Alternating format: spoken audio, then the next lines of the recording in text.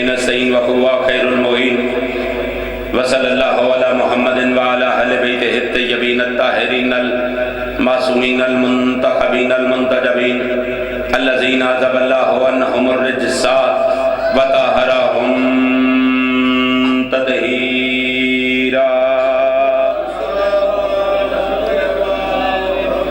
لا سيما بقية الله الأعظم في الأرضين روحي وارواح العالمين لمقدم ترابه الفداء ولعنة الدائمة الأبدية على أعدائهم الملعونين من الآن إلى قيام يوم الدين أما بعد فقد قال الله تعالى في كتابه المجيد وفرقانه الحميد بسم الله الرحمن الرحيم ومن الناس من يشري نفسه ابتغاء مرضات الله والله رؤوف بالعباد درود بر محمد و آل محمد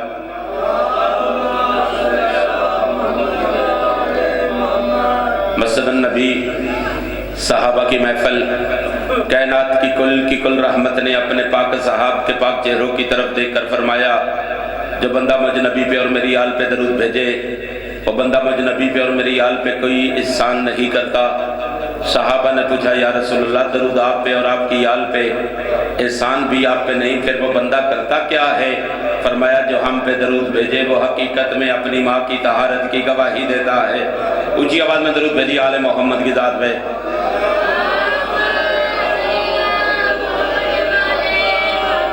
دعا ہے خالق محمد و آل محمد کا صدقہ میں حقیر گناہ گار ناچیز کا پڑھنا، آپ عظیم عزاداروں کا سننا، پردے میں ہماری ماں اور بہنوں کا پیدل چل کر آنا، بانی مجلس کا صف عزا کا بچھانا، پاک سیدہ اپنی پاک بارگاہ میں منظور و مقبول فرمائے۔ حاضرین میں غائبین میں اگر کوئی مومن تنگ دست ہے بادشاہ امام رضا کا صدقہ اللہ ہر مومن کو رزق وسیع عطا فرمائے۔ جن مومنین نے میں حقیر گناہ گار ناچیز کے ذمہ دعائیں لگائیں خالق ہر مومن کی ہر حاجت کو پورا فرمائے۔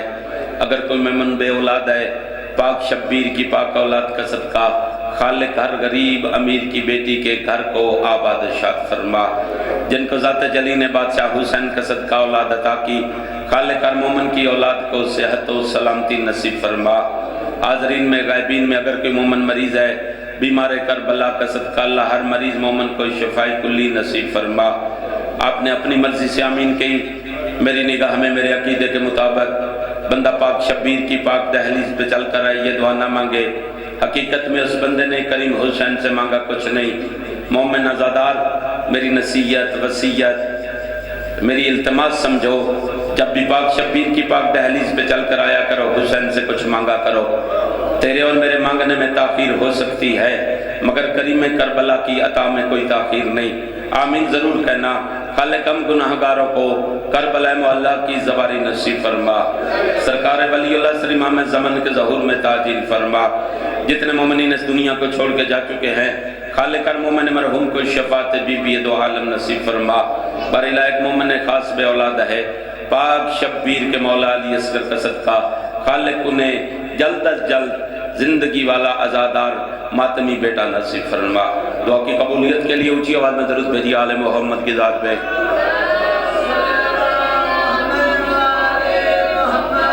جو مومن جتنی جلدی کربلا جانا چاہتے ہیں اتنی اونچی آواز میں درود بھیجے آل محمد کی ذات پہ۔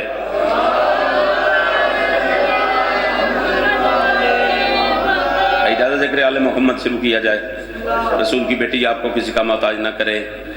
ملک عراق، کون سا ملک جی؟ عراق، شہر کوفہ، پھر شہر کوفہ میں مقام ہے مسجد کوفہ۔ جو زبار ہیں میری تائید فرمانا بھائی جان آپ کی موجودگی کا فائدہ اٹھاتے ہوئے، زید جب مسجد کوفہ کے اندر جائے قافلہ سالار کہتا ہے رک یہاں 2 رکعت نماز پڑھ۔ کہتے ہیں کس کی؟ کہتے ہیں یہاں پہ اللہ کے نبی حضرت آدم کی توبہ قبول ہوئی۔ اللہ سلامت رکھے حسین کی مائن ہاتھوں کو کسی کا محتاج نہ کرے۔ زہر پھر 2 قدم چلے، قافلہ سالار کہتا ہے یہاں بھی 2 رکعت نماز پڑھ۔ کہتے ہیں کس کی؟ کہتے ہیں یہاں پہ اللہ کے نبی حضرت نوح کی کشتی کو کنارہ ملا۔ اللہ سلامت رکھے حسین کی ماں آباد شاد فرمائے۔ زہر پھر 2 قدم چلے، قافلہ سالار کہتا ہے یہاں بھی 2 رکعت نماز پڑھ۔ کہتے ہیں کس کی؟ کہتے ہیں یہاں پہ اللہ کے نبی حضرت یونس کو مچھلی نے اپنے پیٹ سے بہر نکالا۔ زہر پھر 2 قدم چلے، کہتے ہیں یہاں بھی 2 رکعت نماز پڑھ، کہتے ہیں کس کی؟ کہتے ہیں یہاں پہ اللہ کے نبی سرکار رسالت ماں مصلی بچھا کر عبادت کرتے تھے، زہر پھر 2 قدم چلے، کہتے ہیں یہاں بھی 2 رکعت نماز پڑھ، کہتے ہیں کس کی؟ کہتے ہیں یہاں پہ جبرائیل امین آ کر مصلی بچھا کر عبادت کیا کرتے تھے۔ مسجد کوفہ ہے مقام شہادت علی ابن ابی طالب، مسجد کوفہ وہ مقام ہے جہاں سے ظاہری طور پہ شیعوں کا پیر دنیا چھوڑ کے گیا ہے۔ ذات جلی وہاں کسی نبی کی توبہ قبول کرواتا ہے، کسی کی کشتی کو کنارہ ملتا ہے، کسی نبی کو مچھلی اپنے پیٹ سے باہر نکالتی ہے۔ کہاں پہ حضرت ابراہیم کا مصلی ہے، کہاں پہ حضرت مصطفیٰ کا مصلی ہے، اور کہاں پہ حضرت جبرائیل آ کر عبادت کیا کرتے تھے۔ جملے پھر کہنا چاہتا ہوں، مسجد کوفہ وہ مقام ہے جہاں سے ظاہری طور پہ حیدر کرار دنیا چھوڑ کے گئے ہیں، اور جہاں پہ علی کا ظہور ہو پہلے اللہ گھر نبیوں سے بنواتا ہے، پھر انسانیت کے سر جھکا دیتا۔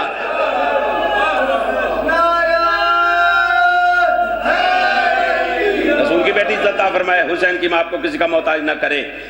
مسجد کوفہ میں ایک مقام ہے ممبر مسجد کوفہ، مسجد کوفہ کے ممبر پہ وہ ہستی اگر بستر نبی پہ سوئے تو ذات جلی اعلان کرے بسم اللہ الرحمن الرحیم ومن الناس من یشری نفسہ ابتغاء مرضات اللہ واللہ رؤوف بالعباد۔ کچھ بندے ایسے ہیں جو سوتے بستر نبی پہ ہیں، مرضی مجھ اللہ کی خرید لیتے ہیں۔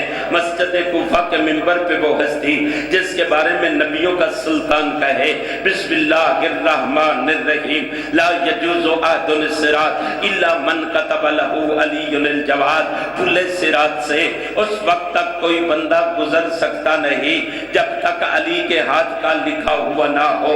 مسجد کوفہ کے ممبر پہ وہ ہستی جس کے بارے میں ذات جلی فرمائے لو اجتمع الناس علی حب علی ابن ابی طالب لما خلق اللہ النار۔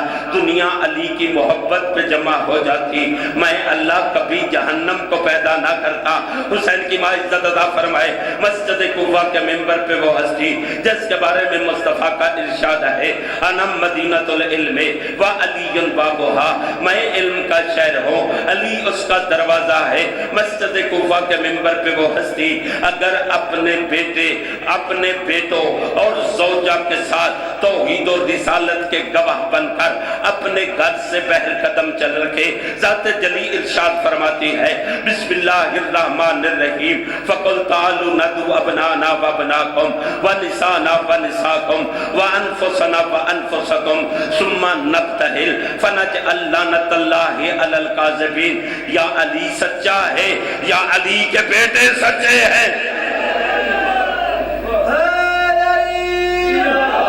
ایسے نہیں تعداد کافی، علی کا نام بلند ہے، مصطفیٰ کا فرمان، مومن منافق کی پہچان علی کا نام ہے، حلالی حرامی کی پہچان علی کا نام ہے۔ ایک دفعہ علی کا نام لو، ذات جلی ختم قرآن کا سبب پتا کرتا ہے۔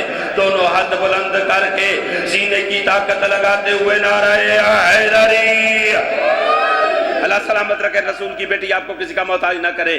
مسجد کوفہ کے ممبر پہ وہ ہستی مسجد النبی تھی، صحابہ موجود تھے، سرکار رسالت مآب جب سورہ حمد کی تفسیر بتا رہے تھے توجہ میری طرف رہے۔ مصطفیٰ نے فرمایا نمازی جب 5 وقت کی نماز پڑھے دن میں کم از کم 17 رکعت واجب ہے، جب پہنچے اہدنا الصراط المستقیم کہ بار الہ مجھے صراط مستقیم پہ قائم رکھ۔ مسلمانوں کے پہلے خلیفہ علامت طاہر القادری نے یہ بات درج کی ہے۔ حضرت ابو بکر اپنے مقام سے اٹھے، کہا یا رسول اللہ ما ہوا الصراط المستقیم، کہ صراط مستقیم کیا ہے؟ نبی نے بیٹھنے کا اشارہ کیا۔ تاریخ بتاتی ہے یہ 5 دفعہ اپنے مقام سے اٹھتے رہے، کہتے رہے یا رسول اللہ نمازی جس کی نماز میں دعا مانگتا ہے وہ صراط مستقیم کیا ہے؟ مصطفیٰ بیٹھنے کا اشارہ کرتے رہے۔ ابھی چند لمحے گزرے تھے، وہ دروازہ جو مسجد کی طرف کھلتا تھا، حسنین کے بابا، جبرائیل کے استاد، کمبر کے آقا، سلمان کے مولا جیسے مسجد میں داخل ہوئے، مصطفیٰ نے علی کو ایسے بلند کیا جیسے غدیر میں بلند کیا۔ کیا تھا، حضرت ابو بکر سے کہا اسأل عنی، اب مجھ سے سوال کرے۔ حضرت ابو بکر اٹھے، کہا یا رسول اللہ ما ہوا صراط المستقیم، کہ صراط مستقیم کیا ہے؟ نبی نے علی کی طرف اشارہ کر کے کہا علیو ہوا صراط المستقیم، نمازی جس کی نماز میں دعا مانگتا ہے وہ صراط مستقیم علی ابن ابی طالب۔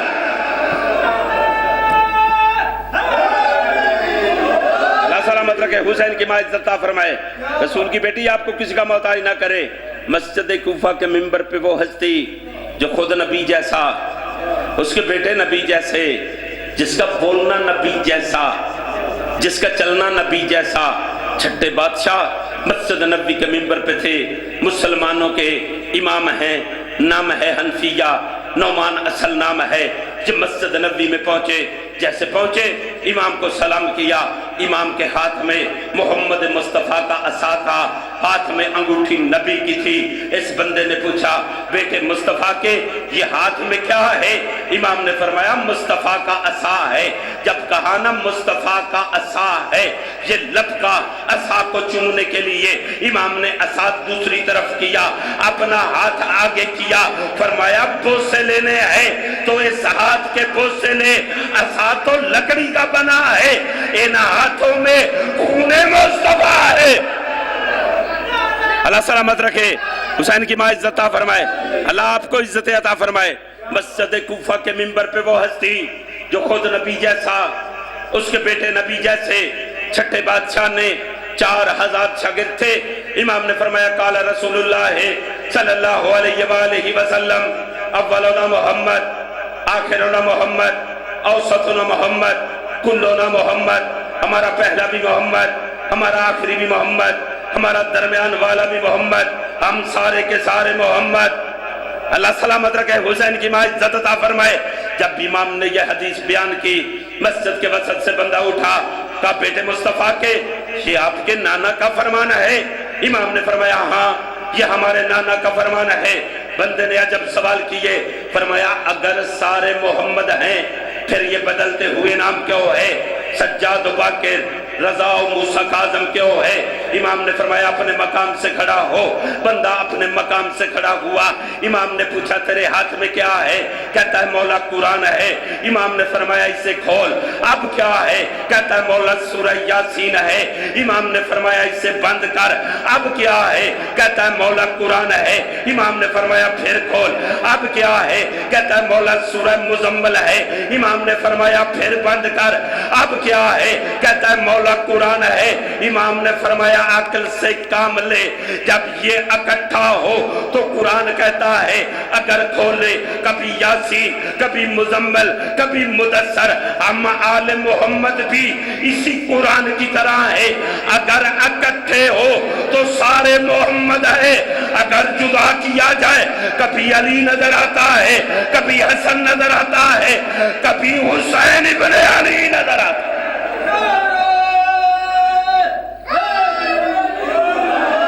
اللہ سلامت رکھے، رسول کی بیٹی آپ کو کسی کا محتاج نہ کرے۔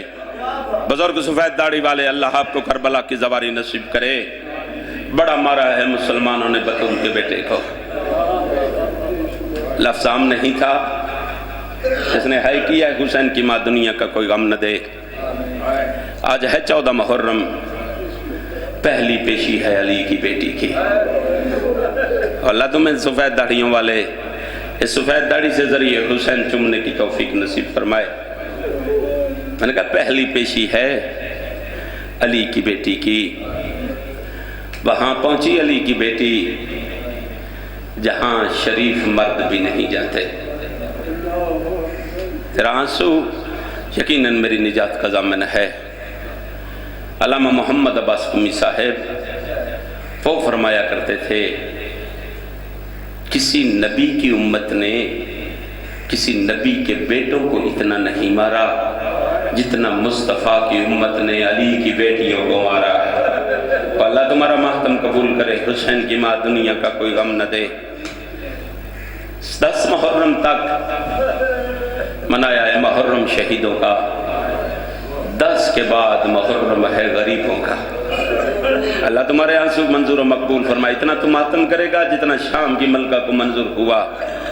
علی کی بیٹی قید ہو کے، جہاں سے میرے بھائی نے چھوڑا ہے وہاں سے آگے کرنا چاہتا ہوں، قید ہو کے رسن پہن کے جب سید سجاد نے اجر رسالت نانے کی امت کا دیا، علی کی بیٹی اپنے بیٹے کی طرف دیکھ کر کہتی ہے بیٹا سجاد، اس جملے پہ آپ کی مجلس ہو جائے گی، بیٹا سجاد قید میں نے ہونا ہے، روتا تو ہے۔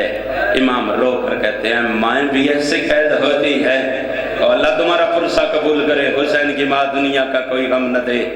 رسن پہنے بھائی کے قاتلوں سے وقت مانگا حسین پر رونے کے لیے، وہاں پہنچی، کسی مستور نے تاریخ یہی بتاتی ہے کہ اونٹ کے بیٹھنے کا انتظار نہ کیا، ایسے گری مقتل میں جیسے عباس بن بحزو کے گرے تھے۔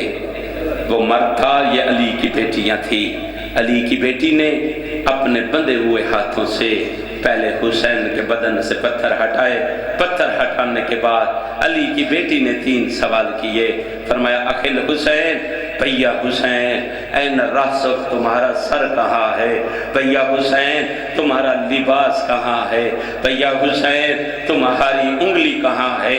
تڑپا شہید اعظم کا بدن، شبیر رو کر کہتے ہیں اختی زینب این الردا، عالیہ تمہاری چادر کہاں ہے؟ اور اللہ تمہارا پرسہ قبول کرے، حسین کی ماں دنیا کا کوئی غم نہ دے۔ عالیہ کی پہلی پیشی ہے ابن زیاد کے دربار میں، عزادارہ مجھے معاف کرنا، دربار میں منظر یہ تھا، علی کی بیٹیاں صف میں کھڑی تھی، علی کی بیٹیوں کے ہاتھوں میں رسیاں تھی، علی کی بیٹیاں قید ہو کر کھڑی تھی، ادھر حسین کے قاتل آ رہے تھے، اکبر کا قاتل انعام لینے کے لیے، اس کے ہاتھ میں اکبر کا سر تھا، اصغر کا قاتل انعام لینے کے لیے اس کے ہاتھ میں اصغر کا سر تھا۔ ادھر ماں اکبر کی بھی دیکھتی تھی، ماں اصغر کی بھی دیکھتی تھی۔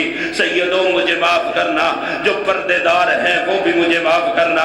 آخری جملہ ہے، ایک دفعہ جو عزادار حسین کا ہے، ایک دفعہ سینے پہ ہاتھ ضرور مارنا، جو بندہ علی کی بیٹی کو پرس دینے آیا ہے۔ حیات دیوانہ صاحب، اللہ آپ کی زبان میں تاثیر عطا فرمائے، آپ حسین کی نوکری میں رہتے ہیں، میں آپ سے بھی معافی مانگتے ہوئے، بندہ بڑا امیر ہے جو اس جملے پہ ماتم نہیں کر سکتا، عجب انداز سے شمر پیش ہوا، اس کے ایک ہاتھ میں حسین کا سر تھا اور دوسرے ہاتھ میں عالیہ کی چادر۔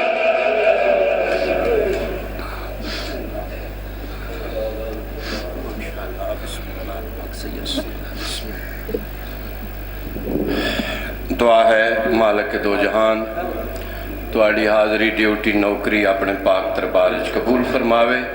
میرے واجب الاحترام اب آپ کے سامنے بلا تاخیر ذاکر اہل بیت